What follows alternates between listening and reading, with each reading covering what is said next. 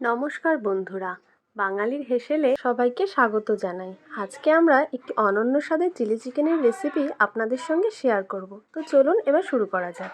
প্রথমে আমি 500 গ্রাম মতো চিকেন এই বোলের মধ্যে ধুয়ে নিয়ে নিলাম। এটা ম্যারিনেট করতে আমার একটা মশলা রেডি করতে হবে। মশলাটি ম্যারিনেট করতে মিক্সিং জারে দিয়ে দিলাম কিছুটা পরিমাণ পেঁয়াজ, কিছুটা পরিমাণ রসুন, সামান্য কাঁচা লঙ্কা ও সামান্য আদা। এবার দিয়ে দিলাম 1 চামচ জিরের গুঁড়ো। এবার চিকেনের মধ্যে দিয়ে দিলাম 1 চামচ হলুদ গুঁড়ো, 1 চামচ লবণ ও কিছুটা পরিমাণ গোলমরিচের গুঁড়ো। এবার মিক্সিং জারে করে রাখা মশলার পেস্টটা দিয়ে দিলাম, আর দিয়ে দিলাম 2টো ডিম, আর দিলাম 1 চামচ মতো লেবুর রস। আর ম্যারিনেট করার সময় দিয়ে দিলাম কিছুটা পরিমাণ কর্নফ্লাওয়ার। এবার এটা ভালো করে মেখে আমি 2.5-3 ঘন্টা মতো রেস্টে রেখে দিলাম। এবার আমি দেখাই চিলি চিকেনের জন্য আমরা কি কি সবজি নিয়েছি কিছুটা পেঁয়াজ, কিছুটা ক্যাপসিকাম ও কিছুটা টমেটো। এবার আমাদের চিলি চিকেনের জন্য সসটা রেডি করতে হবে।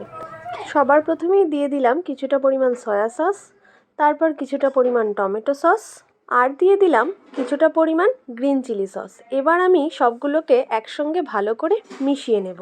আর দিয়ে দিলাম 2 চামচ মতো কর্নফ্লাওয়ার।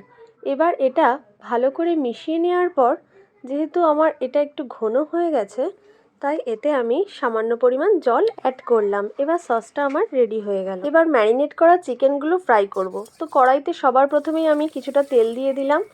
তারপর আমি চিকেনগুলোকে এক এক করে দিয়ে দিলাম।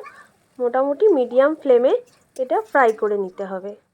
ভালো করে নেড়ে চেড়ে উল্টে পাল্টে আমি চিকেনগুলোকে ফ্রাই করে নিলাম। এবার এগুলো আমি এক এক করে তুলে নেব। আপনারা চাইলে চিকেনগুলো শুধু ফ্রাই করে চিকেন পকোড়া হিসেবেও বাচ্চাদের দিতে পারেন, সেটাও কিন্তু খেতে খুব টেস্টি হয়। এবার চিকেন ফ্রাই করা তেলে আমি দিয়ে দিলাম কিছুটা পরিমাণ রসুন কুচি।